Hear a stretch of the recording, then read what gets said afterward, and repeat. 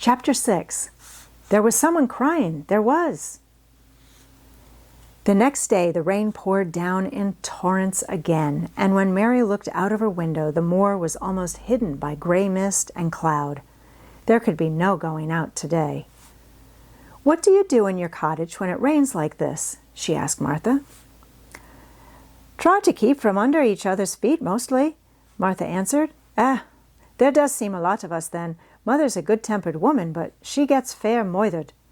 The biggest ones goes out in the cowshed and plays there. Dickon, he doesn't mind the wet. He goes out just the same as if the sun was shining. He says he sees things on rainy days, as doesn't show when it's fair weather. He once found a little fox cub half drowned in its hole, and he brought it home in the bosom of his shirt to keep it warm. His mother had been killed nearby, and the hole was swum out, and the rest of the litter was dead. He's got it at home now. He found a half-drowned young crow another time, and he brought it home too and tamed it. It's named Soot because it's so black, and it hops and flies about with him everywhere." The time had come when Mary had forgotten to resent Martha's familiar talk. She had even begun to find it interesting and to be sorry when she stopped or went away. The stories she had been told by her ayah when she lived in India had been quite unlike those Martha had to tell about the moorland cottage, which held 14 people who lived in 4 little rooms and never had quite enough to eat. The children seemed to tumble about and amuse themselves like a litter of rough, good-natured collie puppies. Mary was most attracted by the mother and Dickon. When Martha told stories of what Mother said or did, they always sounded comfortable. "If I had a raven or a fox cub, I could play with it," said Mary. "But I have nothing." Martha looked perplexed. "Can the knit?" she asked. "No," answered Mary. "Can the sew?" "No." "Can the read?" "Yes." "Then why doesn't the read something or learn a bit of spelling? That's old enough to be learning that book a good bit now." "I haven't any books," said Mary. "Those I had were left in India." "That's a pity," said Martha. "If Mrs. Medlock will let thee go into the library, there's thousands of books there."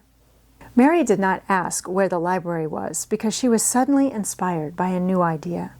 She made up her mind to go and find it herself. She was not troubled about Mrs. Medlock. Mrs. Medlock seemed always to be in her comfortable housekeeper's sitting room downstairs. In this queer place one scarcely ever saw anyone at all. In fact, there was no one to see but the servants, and when their master was away, they lived a luxurious life below stairs, where there was a huge kitchen, hung about with shining brass and pewter, and a large servants' hall, where there were 4 or 5 abundant meals eaten every day, and where a great deal of lively romping went on when Mrs. Medlock was out of the way. Mary's meals were served regularly, and Martha waited on her, but no one troubled themselves about her in the least. Mrs. Medlock came and looked at her every day or two, but no one inquired what she did or told her what to do. She supposed that perhaps this was the English way of treating children. In India she had always been attended by her ayah, who had followed her about and waited on her hand and foot. She had often been tired of her company. Now she was followed by nobody, and was learning to dress herself because Martha looked as though she thought she was silly and stupid when she wanted to have things handed to her and put on. "Hasn't thou got good sense?" she said once when Mary had stood waiting for her to put on her gloves for her. "Our Susan Ann is twice as sharp in thee, and she's only 4-year-old. Sometimes thou looks fair soft in the head." Mary had worn her contrary scowl for an hour after that, but it made her think several entirely new things. She stood at the window for about 10 minutes this morning, after Martha had swept up the hearth for the last time and gone downstairs. She was thinking over the new idea which had come to her when she heard of the library. She did not care very much about the library itself because she had read very few books, but to hear of it brought back to her mind the 100 rooms with closed doors. She wondered if they were all really locked and what she would find if she could get into any one of them. Were there 100 really? Why shouldn't she go and see how many doors she could count? It would be something to do on this morning when she could not go out.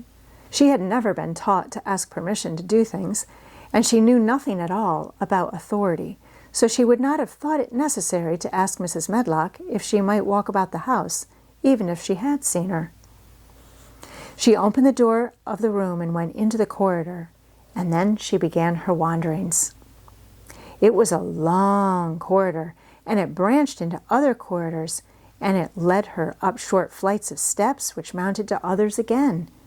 There were doors, and there were pictures on the walls. Sometimes they were pictures of dark, curious landscapes, but oftenest they were portraits of men and women in queer, grand costumes made of satin and velvet. She found herself in one long gallery whose walls were covered with those portraits. She had never thought there could be so many in one house. She walked slowly down this place and stared at the faces, which also seemed to stare at her. She felt as if they were wondering what a little girl from India was doing in their house. Some were pictures of children, little girls in thick satin frocks, which reached to their feet and stood out about them, and boys with puffed sleeves and lace collars and long hair, or with big ruffs round their necks. She always stopped to look at the children and wonder what their names were, and where they had gone, and why they wore such odd clothes. There was a stiff, plain little girl, rather like herself. She wore a green brocade dress and held a green parrot on her finger. Her eyes had a sharp, curious look. "Where do you live now?" said Mary aloud to her. "I wish you were here." Surely no other little girl ever spent such a queer morning. It seemed as if there was no one in all the huge rambling house but her own small self, wandering about upstairs and down, through narrow passages and wide ones, where it seemed to her that no one but herself had ever walked. Since so many rooms had been built, people must have lived in them, but it all seemed so empty that she could not quite believe it true. It was not until she climbed to the second floor that she thought of turning the handle of a door. All the doors were shut, as Mrs. Medlock had said they were, but at last she put her hand on the handle of one of them and turned it. She was almost frightened for a moment when she felt that it turned without difficulty, and that when she pushed open the door itself, it slowly and heavily opened. It was a massive door and opened into a big bedroom. There were embroidered hangings on the wall, and inlaid furniture such as she had seen in India stood about the room. A broad window with leaded panes looked out upon the moor, and over the mantel was another portrait of the stiff, plain little girl, who seemed to stare at her more curiously than ever. "Perhaps she slept here once," said Mary. "She stares at me so that she makes me feel queer." After that she opened more doors and more.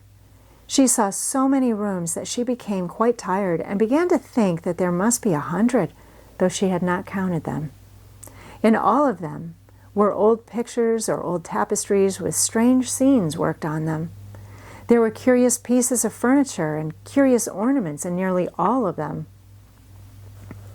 In one room, which looked like a lady's sitting room, the hangings were all embroidered velvet, and in a cabinet were about 100 little elephants made of ivory.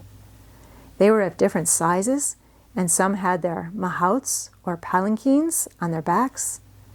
Some were much bigger than the others, and some were so tiny that they seemed only babies. Mary had seen carved ivory in India, and she knew all about the elephants.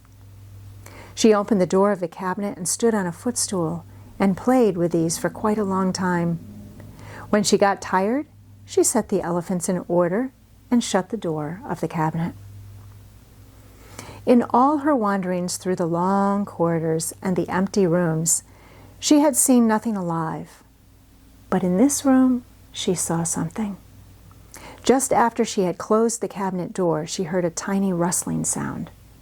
It made her jump and look around at the sofa by the fireplace, from which it seemed to come. In the corner of the sofa there was a cushion, and in the velvet which covered it there was a hole, and out of the hole peeped a tiny head with a pair of frightened eyes in it. Mary crept softly across the room to look. The bright eyes belonged to a little gray mouse, and the mouse had eaten a hole into the cushion and made a comfortable nest there. 6 baby mice were cuddled up asleep near her. If there was no one else alive in the 100 rooms, there were 7 mice who did not look lonely at all. If they wouldn't be so frightened, I would take them back with me, said Mary. She had wandered about long enough to feel too tired to wander any further, and she turned back. 2 or 3 times she lost her way by turning down the wrong corridor and was obliged to ramble up and down until she found the right one. But at last she reached her own floor again, though she was some distance from her own room and did not know exactly where she was. I believe I have taken a wrong turning again, she said, standing still at what seemed the end of a short passage with tapestry on the wall. I don't know which way to go. How still everything is. It was while she was standing here, and just after she had said this, that the stillness was broken by a sound. It was another cry, but not quite like the one she had heard last night. It was only a short one, a fretful, childish whine, muffled by passing through walls. It's nearer than it was, said Mary, her heart beating rather faster, and it is crying.